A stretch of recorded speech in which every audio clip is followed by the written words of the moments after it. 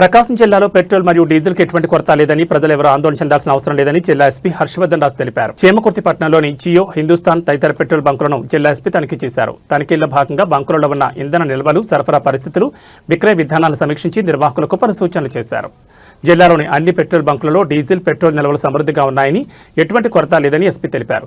ఎవరైనా ఉద్దేశపూర్వకంగా ఇంధన విక్రయాలు నిలిపివేసినా, బ్లాక్ మార్కెటింగ్ పాల్పడినా, సోషల్ మీడియాలో అసత్య ప్రచారాలు చేసే ప్రజల్లో భయాందోళన సృష్టించినా చట్టపరమైన చర్యలు తీసుకుంటామని హెచ్చరించారు.